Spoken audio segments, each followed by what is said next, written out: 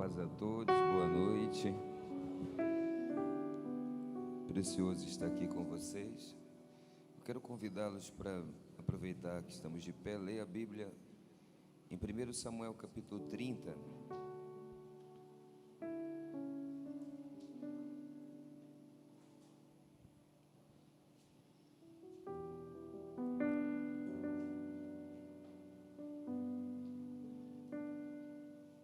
É bom estar aqui conhecendo vocês, são preciosos.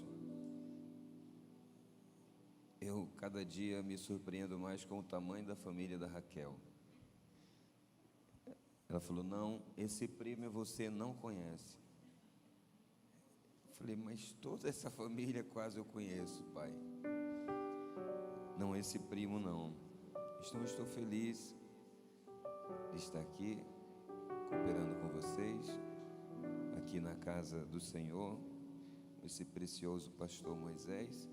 E chegando ali eu perguntei o nome da esposa dele, é Shelida.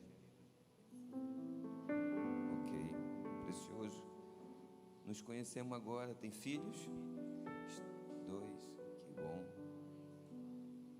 Como? Lorenzo e Elohá. Que bom. Esses preciosos aqui são a minha família, que tocaram, adoraram. Pastor Francisco, pastora Raquel, pastor Dani, o Celso, o Edson, o Helder, que vai ser papai daqui uns dias,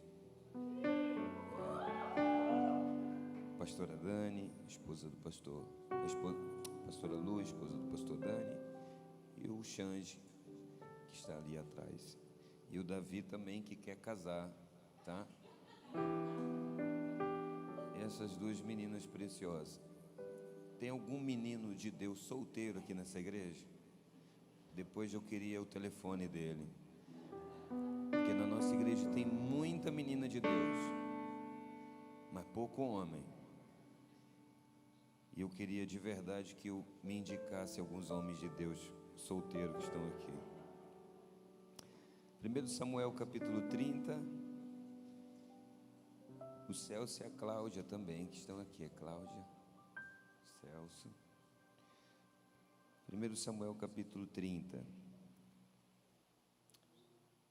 Mais alguém?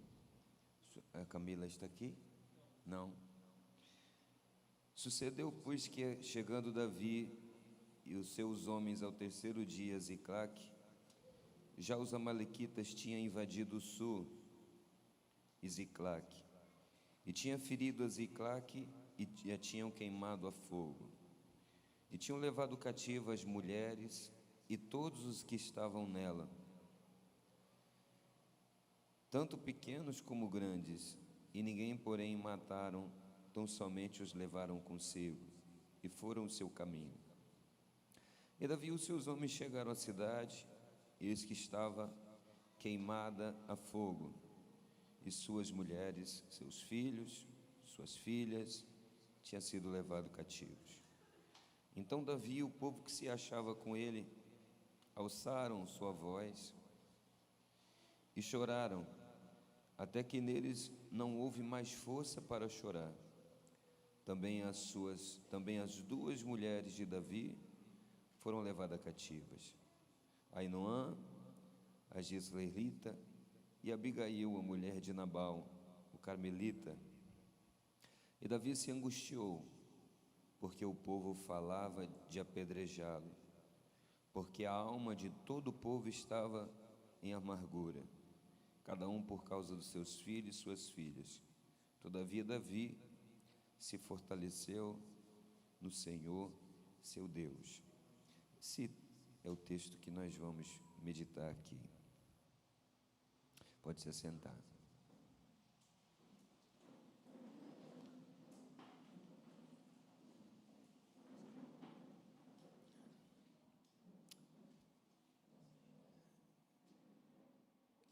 Em outro momento vamos estar aqui com certeza e vamos trabalhar alguns assuntos, algumas palavras. Mas essa noite eu sinto muito de repartir com você essa história, ela vai ativar um pouco o coração masculino, os homens, mas ela em si, ela envolve para todos da família. Esse texto fala que Davi se fortaleceu no Senhor, e eu queria te ajudar, te ensinar, quando não tiver mais ninguém para te ajudar a fortalecer, como você se fortalecer em Deus sozinho. Vai chegar um dia, ou quem sabe você viva isso, ou não, mas que pastores vão morrer, e que igrejas vão fechar, e como você iria sobreviver diante disso? Você vai ser traído, você vai ser humilhado, vai ter momentos difíceis, e como você vai se virar com isso? Corrie ten Boom, que é aquela que escreveu o livro Refúgio Secreto, a família foi torturada pelos nazistas, e ela disse: a igreja não prepara para momentos difíceis. E ela, depois de ter passado por toda essa experiência, ela fortaleceu os irmãos, caso tivesse um momento difícil, como buscar a Deus. Mas há uma história por trás. Davi, você conhece, o escolhido de Deus, o ungido de Deus, foi chamado pelo Senhor, o Espírito do Senhor estava sobre Davi. Davi foi um grande músico, um adorador, passou a vida dele toda fugindo do seu perseguidor, que era Saul. Fases da vida dele, ele se sentia angustiado, e um dia você vai a Israel, eu tenho certeza disso, e as pessoas vão te levar aos lugares onde Davi ficava escondido, quando estava sendo perseguido. As aflições e os desertos que Davi foi passando, fez ele se tornar maduro, crescer. E aquela experiência que ele tinha não formava só um rei maduro, formava um adorador maduro. Nós vivemos tempos de adoração, mas as pessoas buscam mais o impacto do que a profundidade.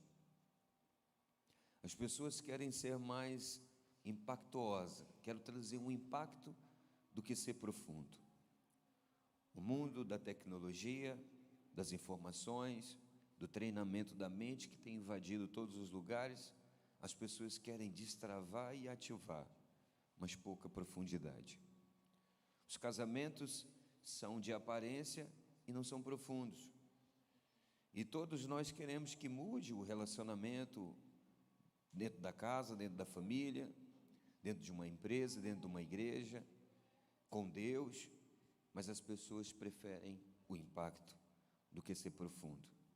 Por isso temos tanto pouco fruto, porque pouca raiz, pouco fruto no reino. E Davi estava buscando muitas vezes ser profundo em Deus, e mais fundo, buscar a face dele, ser amigo dele. Diz os judeus que um dia Davi pediu para ser provado, porque Abraão foi provado, Isaac provado, Jacó provado, e ele não podia ser chamado Deus de Davi, porque ele não tinha passado prova nenhuma. E Deus fez a primeira prova com Davi, ele errou, ele caiu, ele falhou, e você sabe a história.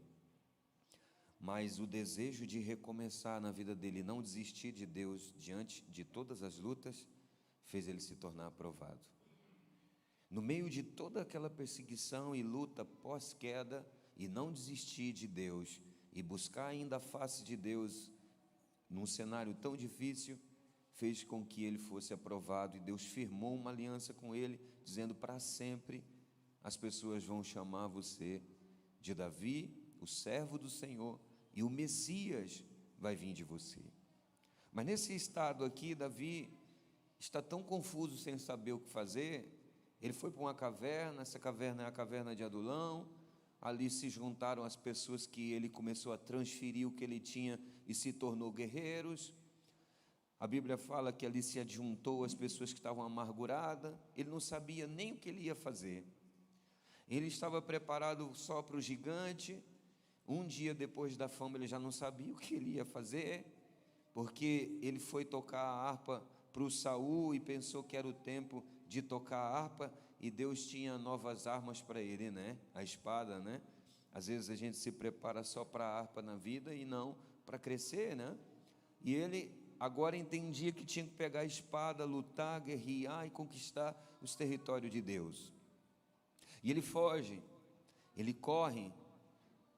Num período desse, ele se sente culpado porque o sacerdote morre quando Saul está atrás dele.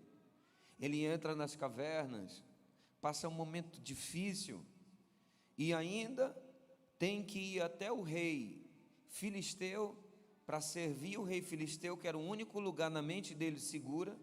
Pegou o pai e a mãe, deixou com os moabitas, porque o pai e a mãe era descendente de Moabe, então deixou lá para proteger, sabe, confuso, não sei o que eu faço.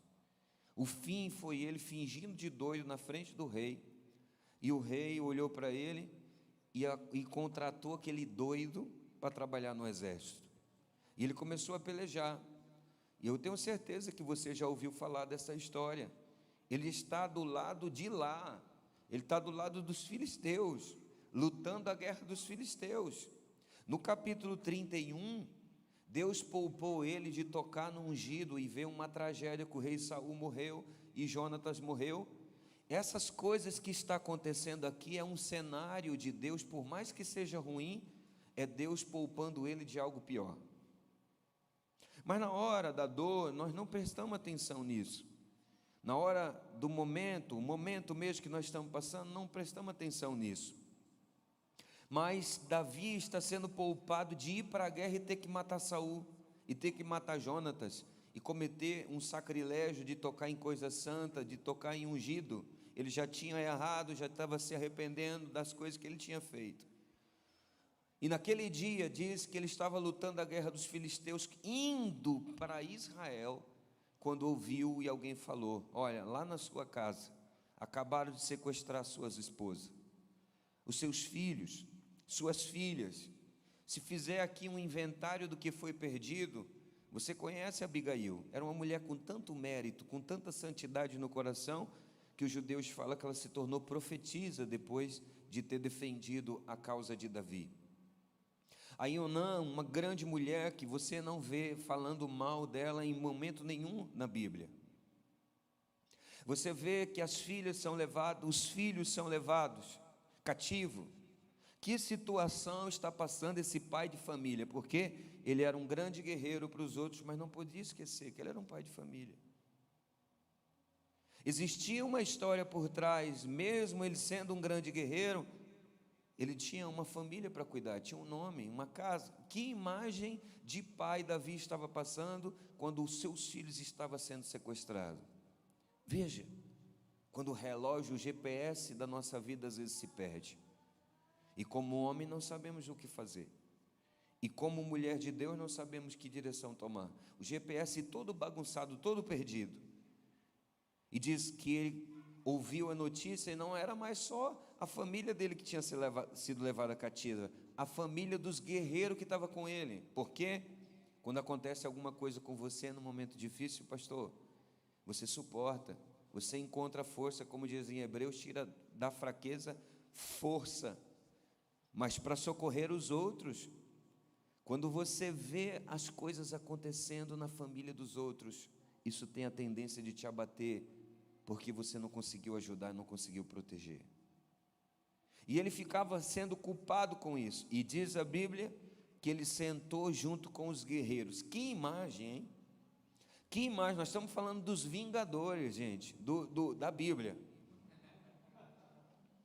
Nós estamos falando do Homem de Ferro, do Hulk, nós estamos falando dessa galera. Se encostaram um no outro e começaram a chorar, sem esperança, sem saber o que fazer. A angústia era tão grande que a Bíblia diz se tornou amargura no coração deles. E a amargura, você sabe com quem era que eles estavam amargurados? Com quem você acha que eles estavam amargurados? Com Deus. Por que você permitiu uma coisa dessa? Onde eu fui deixar aquele profeta entrar na minha casa com aquele vaso e aquele negócio pingando, derramou esse azeite na minha cabeça. A minha vida se tornou uma tortura depois que aquele azeite desceu na minha cabeça, e eu já tive que enfrentar um gigante. Estava bom matando o leãozinho e o urso, mas já tive que enfrentar um gigante. Aí daqui a pouco o demônio pegou meu pastor, era o pastor, Saul era o pastor dele, o demônio pegou meu pastor, já começou a me perturbar, já começou a me perseguir, e eu fico com uma viola aqui, dom, chamando a presença de Deus, dou uma vacilada, o cara me lança uma flecha. Deus, que brincadeira é essa? Onde você está no meio de tudo isso? Onde você está no meio dessa bagunça? Onde está você? Eu tenho uma promessa. Aqui é o meio da vida de Davi. O que ele faz agora determina o que vai ser o amanhã de Davi. Você ouviu falar da crise da meia-idade, do homem, da mulher, onde você pensa na vida, o que você já fez? Para o judeu, até 40 anos, você tem que já ter um destino. E é claro que Davi está nessa fase, pensando, vale a pena? Vale a pena? Talvez Davi nunca pensou em abandonar Deus, mas abandonar as promessas, abandonar os projetos. Nós estamos falando de um homem aqui que, quando se tornar rei, é um coração diferente. Tem gente que Deus cumpre as promessas na vida dele, e ele fala para você: pastor, eu te amo de verdade, um abraço para você, eu e minha família vai sentir saudade de ti. E o cara já vai para bagunça, desvia, não sou mais crente, glória a Deus e aleluia, fala até o jargão, mas não é crente mais, porque cumpriu todas as promessas na vida dele. Nós estamos falando de um homem que, com 30 anos de idade, Deus cumpriu tudo na vida dele. Ele já era rei em Israel, e ele disse: a partir de hoje, até 70 anos de idade, eu vou viver para agradar você. Com 70 anos, perto de 70, Davi vai morrer, e ele, aos 30, Deus já tinha cumprido tudo, feito tudo, honrado de toda forma, e ele disse: a partir de hoje, o meu desejo é te agradar. Veja que maduro adorador que Davi se tornou. Quando você é pequeno, você vai ao pai para ele te dar coisa, você vai à mãe porque está doente, você vai à mãe quando está com dor, e Deus fala para a gente honrar o nosso pai e a nossa mãe. Por quê? Porque é um mandamento precioso, mas honrar é reconhecer o valor, é o que reconhecer o que foi feito. E quando nós se tornamos um pai, uma mãe, nós aprendemos também o quanto nós erramos como filho. E Davi, se tornando um maduro, ele não está indo a Deus agora para receber, para buscar. Não, ele está vendo Deus como um ancião, alguém que ele precisa abrir a porta para Deus entrar. Ele está vendo Deus como alguém que precisa que passe a mão no cabelo, alguém que faça algo para honrar ele, para cuidar de Deus. É assim que ele vai fazer, trazendo a arca da aliança para ficar atrás da casa dele, porque ele queria ser vizinho de Deus. A presença do Espírito Santo de Deus na nossa vida está nos chamando essa noite para crescer um pouco mais, para amadurecer um pouco mais, para ir além um pouco mais, para buscar a presença um pouco mais. Essa noite aqui é especial, há muitos corações adoradores aqui, e Deus está te chamando no meio de toda essa dor, para amadurecer você como um adorador, para fazer você crescer como um adorador, para desenvolver a sua vida como um adorador. Esse tipo de adorador deixa um legado. 24 por 7 pessoas adorando sem parar. E você já leu o Salmo, você conhece o Salmo, você vê o Salmo 24, 23, você conhece os Salmos. Esses Salmos eram um rancho de profeta, onde pessoas profetizavam 24 por 7, sem sair da casa do Senhor, e tinha alguém ousado que começava a escrever. E alguém ali 700 anos antes de Jesus nascer, no Salmo 22, viu Jesus na cruz. Olha que legado está deixando o Davizinho, esse que chegou arrebentado, que chegou sem destino, está deixando um legado profético para as futuras gerações. E a decisão que ele vai ter que tomar aqui agora é: O que eu vou deixar para amanhã? Um dia eu perguntei para uma pessoa numa reunião de família: como você vê os seus descendentes daqui 100 anos? Ele disse: eu não estou nem aí. Eu falei: não, você não pensa nos seus filhos, nos seus netos, como eles vão estar? Eu dou arroz e feijão para o meu filho, para minha filha, dou escola, pago escola, amanhã ou depois é problema deles. Um fardo, o filho, né? Mas nós estamos chamados para deixar um legado. E um legado é aquilo que você vai deixar como uma maleta reservada para alguém. Que alguém vai abrir e vai dizer: Deus, como foi com o meu pai, como foi com o meu líder, como foi com aquele que buscou a presença, sê comigo agora. Assim como Josafá orou: Deus, por favor, lembra de Davi que era teu amigo, lembra de Abraão que era o teu amigo. Isso no judaísmo chama mérito, e Deus quer embutir esse novo tempo na tua vida para deixar um mérito de favor para a tua família e para os teus descendentes. Quantos aqui gostaria de viver esse novo tempo? Levante a sua mão assim comigo, fecha teus olhos. Deus, eu sei que aqui há pessoas com o GPS perdido, sabendo o que tem que fazer, mas não sabe como chegar lá. Sabendo, Deus, como o futuro está preparado, como Deus já preparou tantas coisas, mas não sabe o caminho. E a tua palavra diz: vamos ao profeta. Saul falou para o moço: vamos ao profeta que ele vai ajudar no caminho. Às vezes Deus fechou portas para você se encontrar com Ele e encontrar o caminho. Encontrar o caminho e esse mapa profético vai deixar uma história para você e para sua família. Levante a voz onde você está.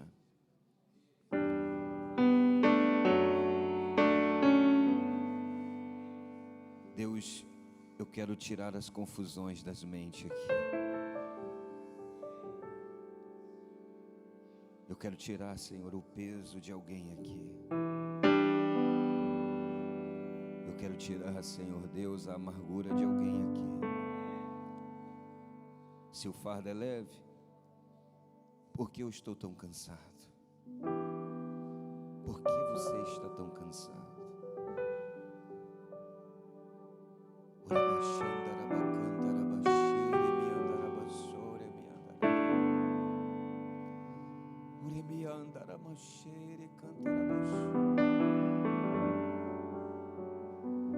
Deus, tira essas teias de aranha que segura este homem, essa mulher, essa noite. Vai nascer o desejo de trazer a presença, a arca.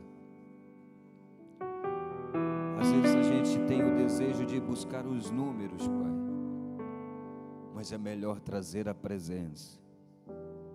É melhor focar na arca. É melhor trazer a presença. É melhor buscar a presença. Ele vai encher as crianças do Espírito quando trazemos. Ele vai encher os homens, as crianças. E essas pessoas não vão ser manequim gospel. Quando você solta elas, que não as segura, elas caem. Não, elas vão se grudar na presença de Deus.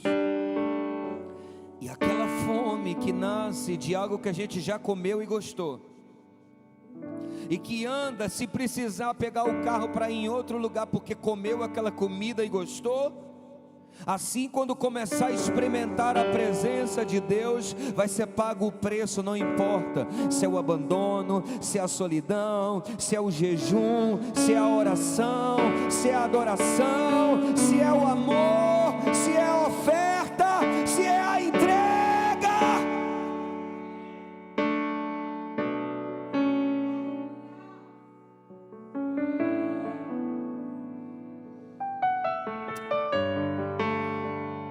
És bem-vindo, Pai. Adore a Deus. Adore a Deus.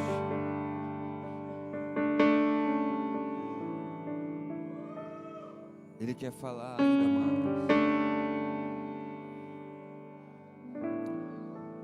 E às vezes nos sentimos como Davi aí,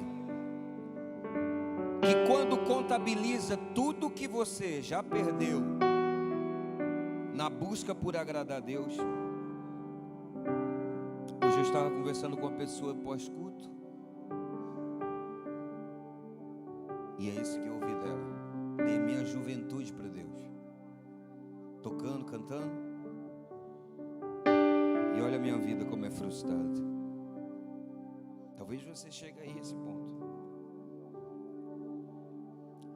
Davi pensou: olha quantas coisas eu perdi, a esposa, os filhos, e ele chorou.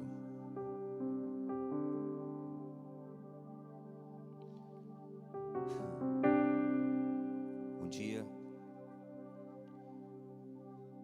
eu encontrei uma pessoa e a família dela tinha se perdido, e assim que ele estava chorando, foi embora e deixou. O menino está perdido.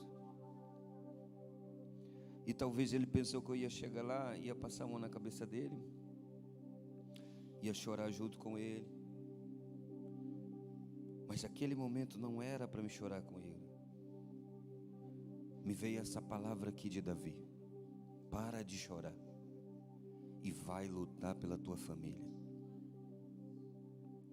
Desembanha essa espada que você lutou pelos outros, e essa mesma espada que você lutou pelos outros agora luta pela tua casa. Ele lutou pelas guerras de Deus, mas agora era hora de tirar a espada e lutar pela transformação da esposa, pela transformação dos filhos. Era hora de mudar a história familiar. Ele chorando, eu disse: levanta agora, desembanha a tua espada e vai lutar pela tua casa. Se você não fizer isso, ninguém vai fazer. Ninguém vai fazer.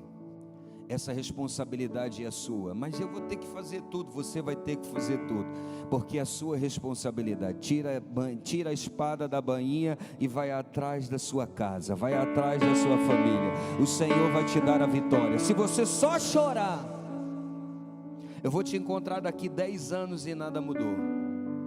Mas se você desembainhar a espada e usar ferramentas, Paulo disse: nossas ferramentas não são carnais, nossas ferramentas são espirituais, nossas armas são espirituais, nossa armadura é espiritual, é o jejum, é a oração, é a semente, é o sangue de Jesus que Jó levantava pela manhã e passava em oração sangue na família. Vai que alguém errou, eu vou cobrir essa família de sangue, de intercessão, para o diabo não levar.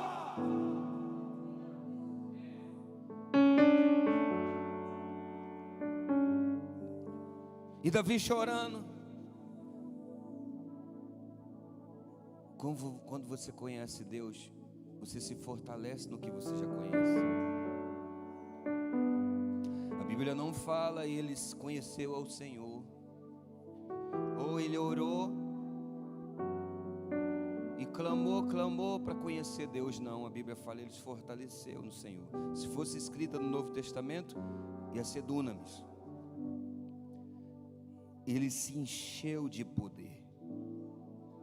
Mas como esse cara se encheu no poder num cenário desse? Chaves espirituais. Se fosse hoje, seria oração em línguas, adoração, renúncia, limpeza de coração, perdão, lavar a alma, limpar o que precisa, desligar do que precisa se desligar, de quem precisa se desligar, abrir o coração e tirar as coisas que estão acumuladas ali, acumuladores de emoção. Você entra na casa de um acumulador, é terrível. Eu já pousei na casa de acumulador, é terrível. A pastora essa do interior, que eu fui lá, ela não tinha muito juízo, e aí não sabia o que era o banheiro, o que era a cozinha, era terrível, era fralda em cima das cadeiras, era terrível. E eu ficava ali, e como eu já ajudei a minha esposa muito na faxina, né? Eu também faço faxina, porque eu apanho se eu não fizer, né? Talvez na sua casa não tenha isso, mas na minha é sagrado o dia da faxina, é uma religião. É uma coisa terrível. A gente se veste para aquele pacto, aquela consagração, aquele momento santo ali. Então eu fui e limpei a casa da pastora, mas tadinha, acumuladora, sujo, tudo. E aí eu fui num lugar onde tinha as coisas que o pastor disse que ele era missionário, e ele estava juntando as coisas para enviar para a África. Na segunda viagem, eu vi aquilo lá e falei, isso é lixo, não é roupa que você vai mandar para lugar nenhum. Coloquei tudo dentro de uma caixa, saía os bichos, saía os ratos correndo, acumulador. Isso aí acontece no coração das pessoas. Você vai pegando um pedaço de todo mundo, das pessoas que vão te decepcionando, você vira acumulador de emoção. Fica acumulando o lixo que as pessoas vão jogando. Limpa teu coração, limpa tua alma. Entra aí nesse quarto onde ninguém entrou e chama Jesus para arrumar essa bagunça. Jesus já entrou na sua sala, mas Jesus quer entrar nesse quarto, nesse porão dessa alma e trazer luz, e fluir de uma maneira nova, e romper, e tirar o que está acumulado. Não vai vir algo novo se tiver o velho.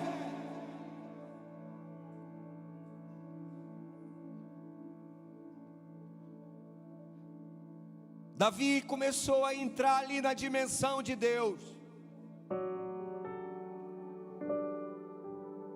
E já que ele teve visão, ele viu o menininho vermelho.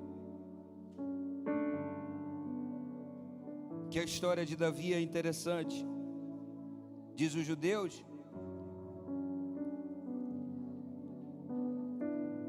que a mãe de Davi, ela era judia pura, mas o pai, você sabe que era descendente de Obed-edom, melhor dizendo, que era de Ruth. Ele não se sentia tão puro. Eu falo de judeus porque eu gastei muito tempo estudando com essa galera. E Obed, esse, teve filhos, Salmão, e aí vai, até chegar o Jessé. Só que o Jessé se sentia mal, porque a minha esposa é pura e eu não sou não, meu sangue não é puro. E um dia ele mandou a esposa embora, a mãe de Davi. Vai embora porque eu não sou puro. Vai casar com alguém judeu puro. Isso é uma história que eu estou te contando. Uma história que judeu conta, é história. Vai embora. Mas a mulher amava tanto ele, era tão justa, que ela fez o que a Lia e a Raquel fez. Em vez dela ir embora, quando Jessé foi casar com outra mulher, ela vestiu a roupa da outra mulher. E lá teve relação com o próprio marido. E gerou Davi. Quando as pessoas ficaram sabendo, queria apedrejar ela porque pensou que era um adultério. Por isso Davi disse, em pecado fui formado. Até ele tinha dúvida se ele era legítimo. Uma relação sexual não é um pecado, marido e mulher. Mas ele fala, em pecado fui formado. Ele tinha dúvida, será que eu sou legítimo? Mas no dia, pode continuar, que o Davi não foi chamado para o banquete, porque você chega na sua... Se eu chegar na sua casa, quem tem mais de 2 filhos aqui? Mais de 2. Eu chego na sua casa e falo, traz todos os seus filhos aqui. Você traz só 2, traz só 1. Está errado aí, não está? Traz teus filhos para o banquete, foi o que o profeta disse. E ele não passou na cabeça dele, meu Deus, aquele, não pode ser. Aí veio Samar, e aí vai passando os nomes do filho, Eliú, e o profeta até sentou, pensou, errei o endereço. Porque às vezes no ministério a gente pensa que erra o endereço. Você confia em alguém, ministra alguém, e você pensa que errou o endereço. Que a pessoa às vezes é doidinha, né? Você olha e fala, ih, não vai mudar não. Será que Deus tem alguma coisa aí e você está ministrando? Deus não erra endereço. O amor é uma coisa que a gente nunca deve se arrepender de ter dado para alguém.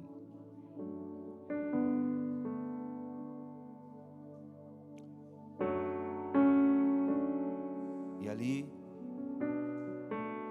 quando chega Davizinho pela porta ainda correndo, porque foram avisar Davi, o profeta está lá. A mãe de Davi disse aos judeus que estavam na porta, e se podia ouvir os gritos e o sussurro dela, dizendo obrigado Deus, enquanto descia o azeite na cabeça de Davi. O garoto esse cresceu, ele está aqui ó, se animando no Senhor, lembrando disso. Davi está se animando no Senhor, lembrando que de repente ele é um Zé Ninguém, e abre uma porta de emprego lá no palácio do presidente.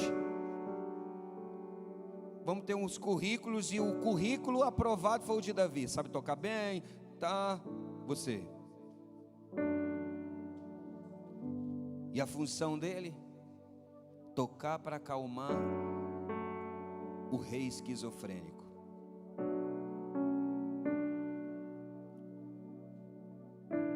E quando ele tocava, a presença de Deus fluía. Davi viu o poder da harpa dele, e os judeus falam que ele tocava o Salmo 23. E quando ele tocava, o Senhor é o meu pastor, ele via os demônios saindo lentamente de Saul.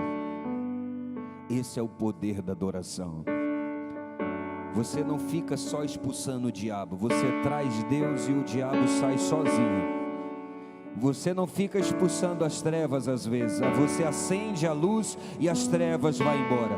Você acende a luz da adoração e a presença vem, e o que está escondido vai embora.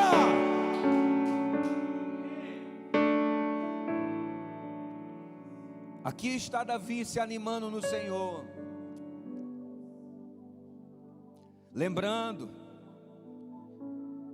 que um gigante, 500 quilos, uma armadura, só a parte da frente da couraça 80 quilos. Você já imaginou um cidadão carregar um trem desse? Um escudo tão grande que ele usava só na hora da guerra. Tinha um caboclo que puxava o escudo. E aqui está Davi se animando em Deus, tendo a visão dele pegando no ribeiro 5 pedrinhas, rodando, e jogando, e Deus empurrando no lugar certo, na testa. Porque a gente faz bastante coisa, mas quem vai colocar no lugar é Deus. Você pode jogar a pedra, mas Deus vai dar o destino para acertar na cabeça do gigante. E o gigante, que é engraçado, não caiu para trás, caiu com o rosto em terra. E o Davi saiu correndo, cortou a cabeça do gigante, aquela emoção, viva! E o povo corre atrás dos filisteus, mata todo mundo. Davi está voltando no tempo e vendo que o profeta Samuel tinha um sonho de fazer um tabernáculo 24/7. Ele tinha um sonho de misturar a adoração com a profecia. Ele não tinha filhos espirituais para transferir. Os filhos dele não queriam Deus. Mas ele teve uma visão, quando ele estava fugindo, ele foi no rancho profeta, no rancho dos profetas lá de Samuel, e entrou. E a presença em volta do ambiente era tão forte, era igual a Rua Azusa, passava na esquina, caía. O Saul, o Saul desviado, foi lá no círculo de oração e caiu, e começou a profetizar. O problema é que ele começou a profetizar nu. E quando a gente tem coisas não tratadas e quer profetizar nu, isso dá problema. Davi está lembrando de Samuel puxando um papel, esticando assim: o lugar do templo é aqui. Olha, você vai colocar 24/7 adoração. Sabe o que vai acontecer quando você colocar 24/7? Você não vai ter mais inimigo. Se você vê 2 Samuel 6, Davi coloca a arca atrás da casa dele. No capítulo 7 e 8, Davi não tem mais inimigo, venceu tudo. Davi viciou na presença. Davi ficou viciado em adorar a Deus. A Bíblia fala num dos salmos: e eu levanto a madrugada para tocar a minha harpa. 5 vezes, até 7 vezes ao dia o salmista adorava. Os judeus falam que a harpa de Davi ficava tipo num sofá, e quando era madrugada, passava um vento pela harpa e soltava notas, e ele acordava e sentia: Deus, o Espírito Santo está me chamando para adorar o nome dele. Cara, aquele cara que estava pequenininho, quando começa a lembrar de tudo isso que Deus já fez, cadê aquele demônio? O pequenininho esse começou a lembrar de tudo que Deus já tinha feito, das promessas, de tudo, da unção, do poder, do gigante caindo. Ele disse: vamos atrás até pegar, vamos atrás até encontrar. Desceu na vida de Davi como um leão. Vamos atrás da caça agora. Nós vamos atrás e nós vamos encontrar, porque o Senhor vai liberar o poder dele sobre nós. Veja, um homem desanimado, todo mundo chorou. Um homem animado ativou um exército. Todo mundo começou a correr junto com Davi. Entraram no acampamento dos inimigos. Alguns, por ter vindo já de batalhas, diz os judeus que eles desmaiavam, e por isso que eles não conseguiram passar um rio, porque desmaiaram de tanto cansaço. Mas Davi foi, encontrou um homem ferido, cuidou dele e levou até onde estava o acampamento. Pegou a sua família de volta e seguiu adorando a Deus, esperando o momento das promessas acontecer. Ele se animou em Deus, ele se fortaleceu. Essa palavra também é uma invasão de poder. O poder de Deus invadiu o coração de Davi. O que essa igreja está precisando e você está precisando é de uma invasão do poder de Deus. E quando Ele invadir o seu coração, você vai se fortalecer em Deus. E as histórias da Bíblia vai parar de ser uma história para fazer seu filho dormir.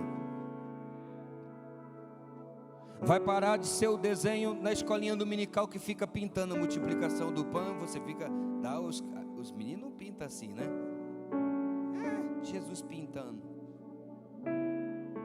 As histórias da Bíblia vai parar de ser uma historinha. Você vai viver a história da Bíblia. Você vai viver as histórias da Bíblia. Eu posso dizer a você, ferrado, destruído, arrebentado do jeito que eu fui desde a infância, mas tive tantos encontros com o Senhor que eu posso gastar horas falando com você de dias de jejum, de busca da presença, de sinais, de ungir desde o sul do Brasil, indo com óleo, ungindo, orando até Belém do Pará, 2 meses sem voltar para casa, de viver coisas loucas, de coisas sobrenaturais. Eu posso gastar tempos e horas falando com você. Isso vai me animar, sabe por quê? Porque isso é a visão que eu tenho que Ele já fez, e é isso que me faz caminhar. Eu estava na África com o esposo da Regi Baker, um encontro maravilhoso. Estava comendo com ele, E a igreja tinha acabado de ser arrebentada, dividida.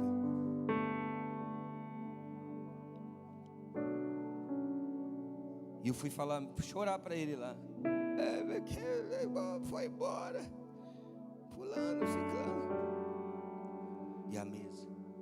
E a intérprete, ele fala inglês só. E ele ficou olhando para mim com os olhos cheios de amor. E disse: você perdeu Jesus de vista. Por isso você se frustra com as pessoas. Você só dá a sobra para elas. Eu fiquei com vergonha. Queria ir embora. Mas não tinha terminado. Porque lá no restaurante ele foi orar por mim e eu fui carregado até o hotel. E fiquei 10 dias queimando. Ele disse: quando você olha para Jesus, o que você vive com Jesus, você dá para as pessoas. E você não espera receber nada delas. Agora, quando você se frustra com as pessoas, você vai para se frustrar com Jesus e leva a frustração para ele. Oh Deus, você viu o irmão João, hein? Você viu fulano, Beltrano. Porque você pega tudo aquilo e leva para ele. Agora, se você seguir Jesus com os olhos, a jornada vai ser tão emocionante, tão poderosa, que você vai dar até o que as pessoas não têm e não te dão, você vai dar para ela. As pessoas menos amadas, você vai conseguir amar ela. As menos entendidas, você vai conseguir entender ela. As que têm menos paz, você vai conseguir liberar paz sobre ela. Temos que voltar os olhos para Ele. Venha aqui a adoração. Feche os seus olhos onde você está.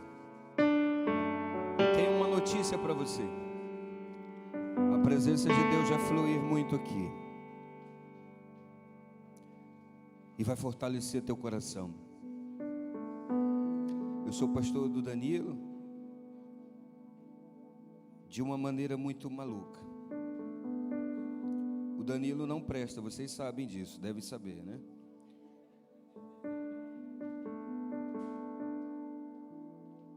Mas ele teve um infarto, uma infecção intestinal. E nos conhecemos num encontro em Minas Gerais. Ele estava mal, dormia 5 horas por dia, perdido, GPS bagunçado. E eu me lembro de sentar ao lado dele ali no hospital e começar a ministrar ele aí. Sozinho, sem ninguém,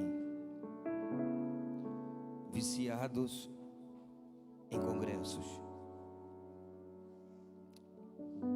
muitos mestres, poucos pais.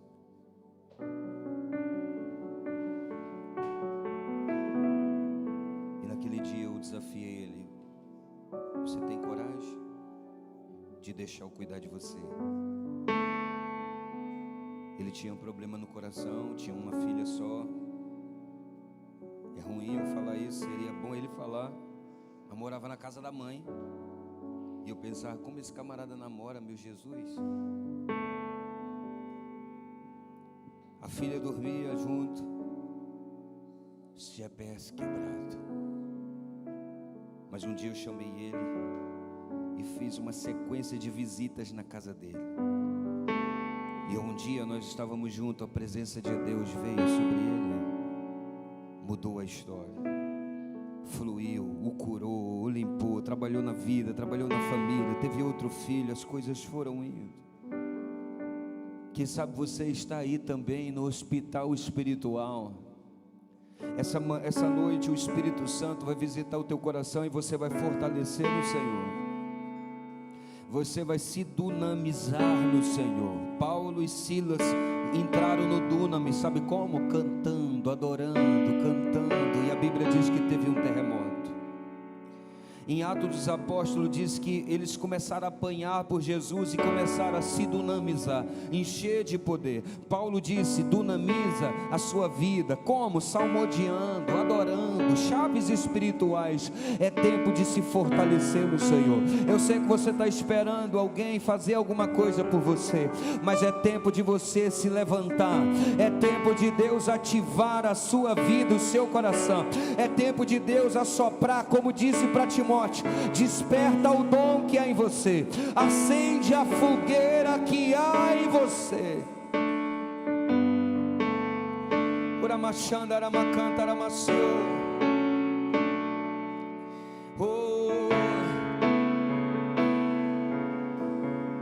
Virá tempos que Deus vai te empurrar num oásis espiritual, e você vai estar em volta de um deserto, mas Deus ali com a presença e a consciência da presença dEle,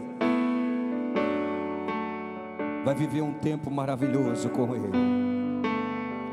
Eu entro aqui para fortalecer os homens dessa casa. Eu não sei como estão os homens aqui, mas por favor, ouça Deus te chamando para um compromisso mais forte.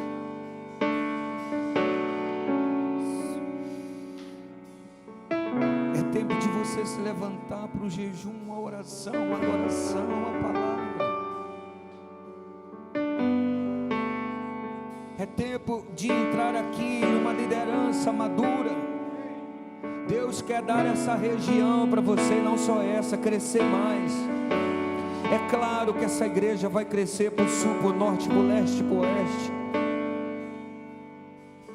mas Deus conta com você, líder, com você, homem, com você, adorador.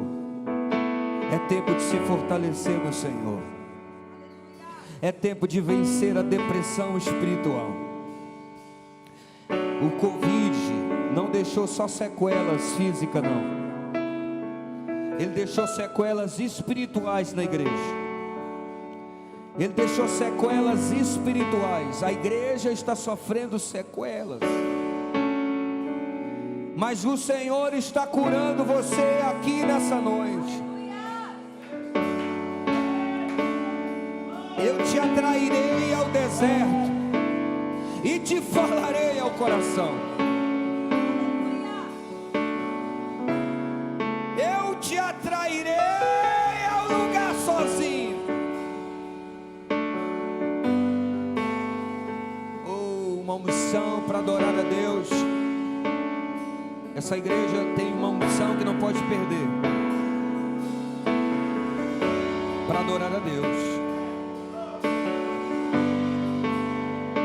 A chave de Davi. Deus vai fazer uma reforma espiritual nessa casa. Deus vai dar a ferramenta para você limpar o que precisa limpar, pintar o que precisa pintar. Levante a sua voz onde você está, reclame a Ele. Vai descer uma unção de fortalecimento. Onde você está, se quiser ficar de pé, ajoelhado, deitado, vem. Eu quebro toda resistência essa noite, toda força humana, todo manto que não é manto, toda força que não é de Deus.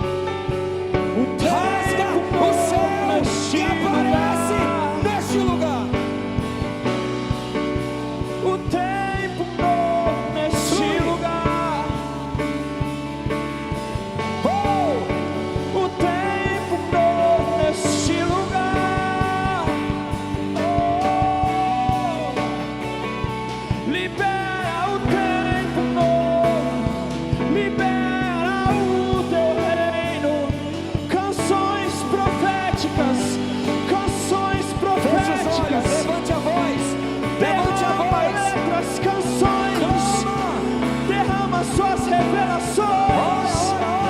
E vem neste lugar. E vem neste lugar.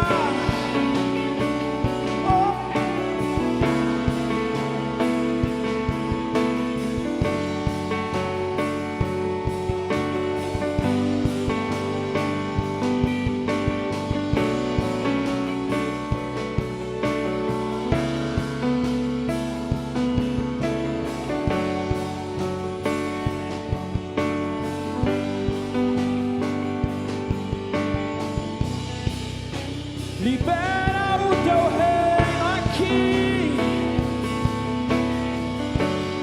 como um azeite derrama sobre nós. A unção de Deus não pode ser perdida. Se ela cai, você pega. A palavra não volta vazia. A unção é para você aqui. Ele separou para você aqui. Levante a voz, levante as mãos. Se eu fosse você, eu seria agressivo. E eu pegaria.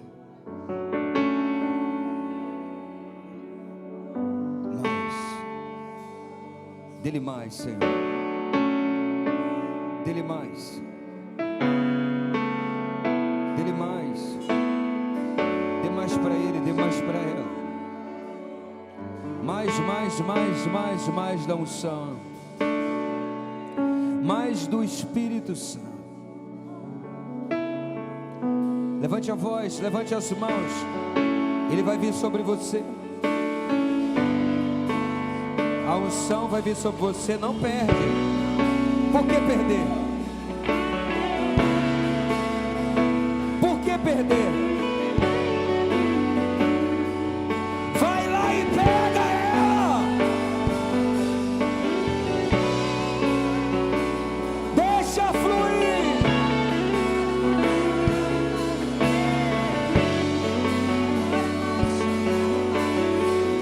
Vai acontecer uma explosão aí agora. Vai explodir. Dê-lhe mais. Dê-lhe mais. Dê-lhe mais. Dê-lhe mais, mais.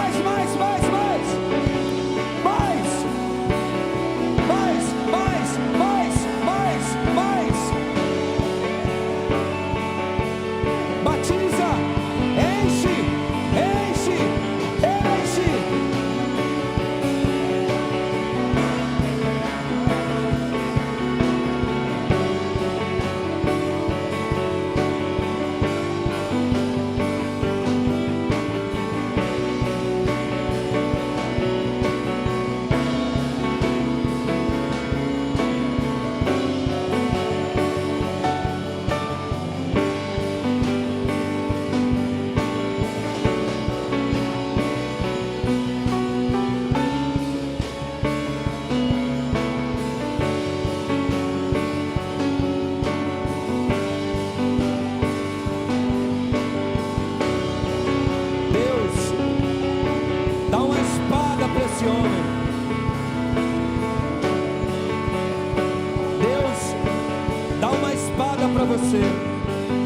Para ser usado na palavra, para fluir o rio. A unção de Deus vem sobre você essa noite.